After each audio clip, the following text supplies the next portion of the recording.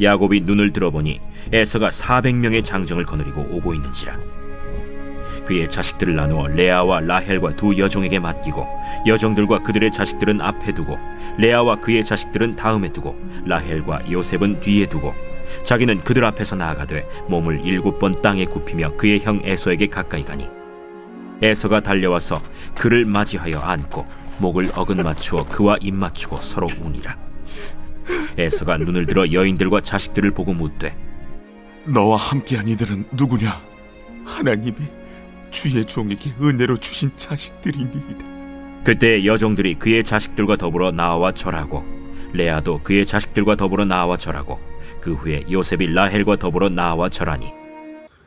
안녕하세요. 화조교회 청소년부 친구들 손주환 목사입니다.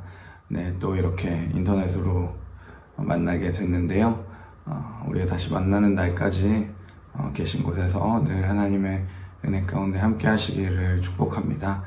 이렇게 만나지 못하는 기간이 길어져서 우리가 좀 마음 가운데 서로 멀어짐을 느낄 수 있는데 그러기보다는 항상 주님 안에서 연대하며 사랑으로 함께 할 수 있는 우리가 되기를 축복합니다.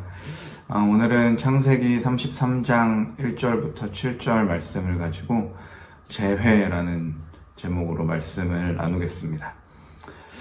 저는 남동생이 한 명 있습니다. 근데 그 남동생이 군대에 가서 눈을 쓸다가 빙판에 미끄러져서 다리가 부러진 경험이 있습니다. 다리가 굉장히 심하게 부러져서 다리가 이렇게 발목 쪽에 세동강이 났어요. 그래서 그게 이제 군대 병원에서 수술하기에 좀 어렵다고 해서 이제 사회 병원으로 나와서 수술을 하고 한참 기간 이제 병가를 내고 수술을 한 이후에 복귀를 한 적이 있습니다. 근데 그 강원도 양구에 있는 부대까지 제가 차로 태워다 줬었어요. 그런데 그 제 동생의 중대장이 이제 제 동생이 병가로 오래 부대를 비운 게 좀 언짢았는지 동생한테 굉장히 좀 무례하고 심하게 대하는 태도를 제가 있는데도 보였습니다. 그래서 제가 그게 너무 화가 나서 동생이 아픈 것도 군대 가서 다친 것도 좀 별론데 그런 태도로 대하는 게 너무 화가 나서 제가 그 중대장하고 막 싸웠던 그런 기억이 있습니다. 이렇게 형제 간에는 특히 뭐 형제끼리 많이 싸우기도 하지만 형제 간에 한 명이 아프거나 다치거나 하면 다른 형제는 그 평소보다 좀 더 마음이 쓰이고 그런 게 아마 그냥 형제 간의 우애가 아닌가, 그냥 그게 인지상정이지 않은가 싶습니다. 오늘 우리가 읽은 본문에도 형제가 나와요. 이 형제는 쌍둥이 형제였는데 에서와 야곱이 나옵니다. 그런데 이 에서와 야곱은 그렇게 우애가 좋은 형제는 아니었던 것 같습니다. 특히나 이제 야곱이 에서의 이제 장자권을 빼앗고 또 에서에게 가는 그 축복을 가로채면서 둘의 관계는 굉장히 안 좋아졌죠. 심지어 에서는 자기 동생을 이제 막 죽이려고까지 하는 그런 상황에 있게 됩니다. 그 상황에서 이제 야곱의 어머니 리브가가 야곱을 피신을 보냅니다. 삼촌 라반이라고 하는 사람이 사는 동네로 피신을 보내는 내용이 나옵니다.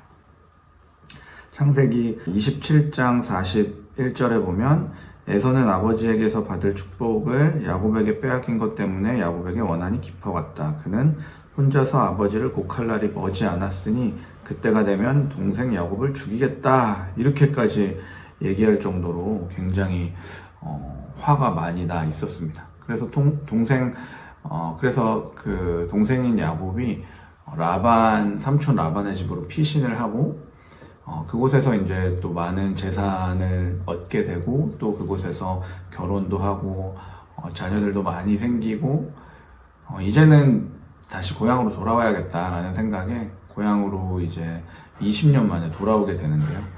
그 돌아오는 과정에서 걱정이 생겼습니다. 형 에서가 돌아오면은 자기를 죽이려고 기다리고 있을 텐데 그것에 대한 이제 두려움이 있었던 거죠.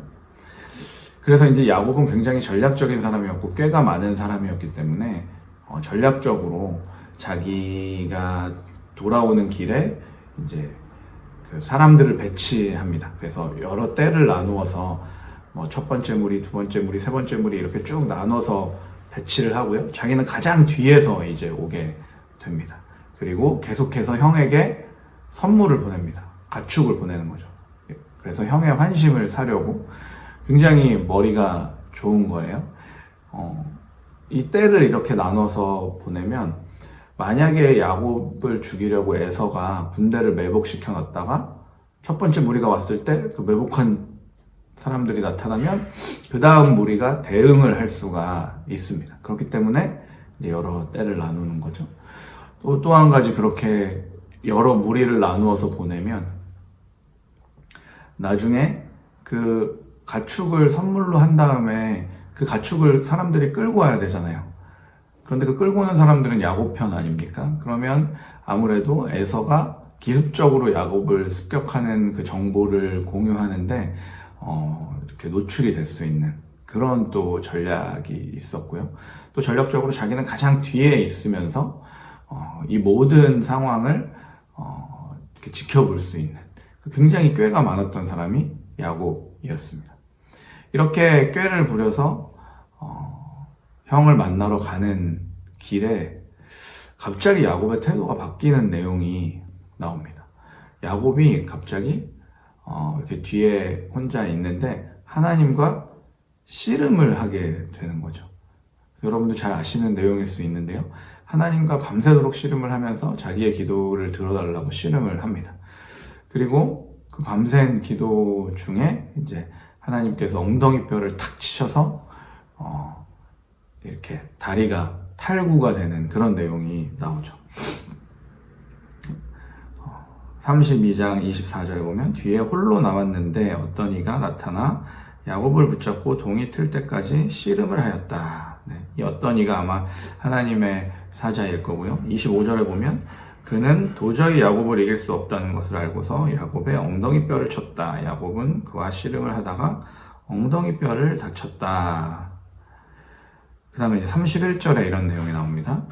그가 브니엘을 지나갈 때에 해가 솟아올라서 그를 비추었다. 그는 엉덩이 뼈가 어긋났으므로 절뚝거리며 걸었다.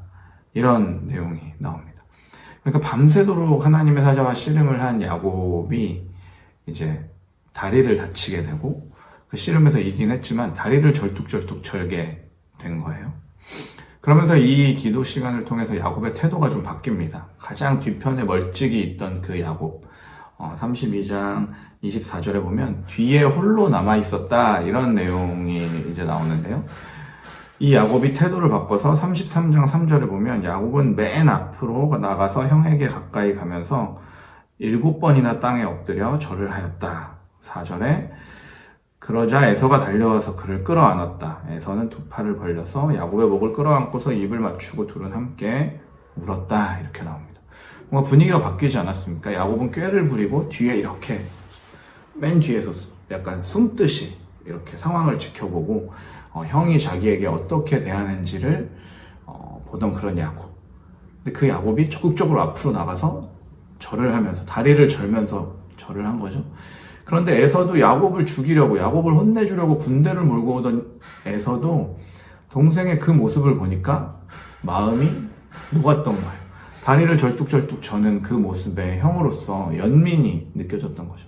마치 제 동생이 다리를 다치고 군대에서 이제 수술을 하러 나왔을 때 그 모습을 보고 제가 연민이 생겼고 동생에게 무례하게 대하는 그 중대장에게 막 화를 냈던 그런 것처럼 이 에서도 원래는 야곱에 대해서 그렇게 좋은 감정이 없었지만 동생의 그 아파하는 모습이나 동생의 그 진정성 있게 절을 하는 모습, 분명히 에서가 생각한 야곱의 모습은 기름 반지르르하게 발라서 부자가 된, 그래서 막 가축 선물을 보내서 자기의 환심을 사려고 하는 뺀질뺀질한 야곱의 모습을 상상했을 텐데 실제 자기 앞에 나타난 야곱의 모습은 다리를 절뚝거리면서 온몸은 밤새도록 씨름을 해서 흙을 다 뒤집어 쓰고 있었을 거고요.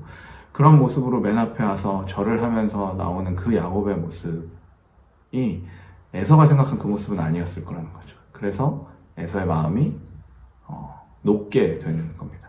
그리고 둘은 다시 재회를 하고 화해를 하게 됩니다.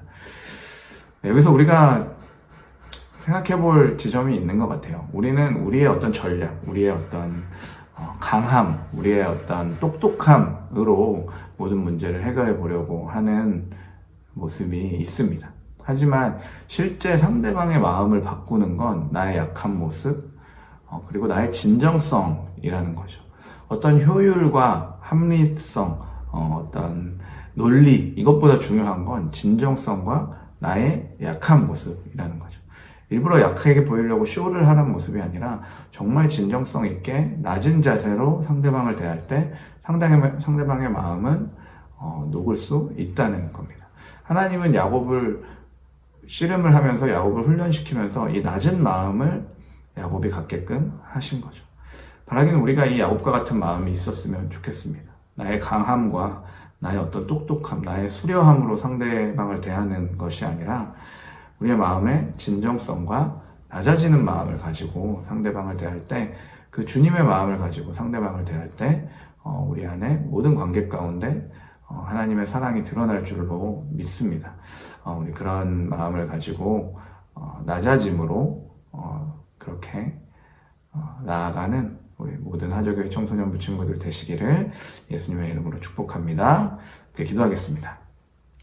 하나님 감사합니다. 하나님, 우리가 높아짐으로 나의 잘남으로 나를 뽐내는 것이 아니라 낮아짐으로 야곱과 같이 그렇게 상대방을 대하고 주님의 마음으로 상대방을 대할 때 그 하나님의 사랑이 우리를 통해 흘러갈 수 있도록 주님 우리의 삶 가운데 함께하여 주시옵소서. 존귀하신 예수님의 이름으로 기도합니다. 아멘.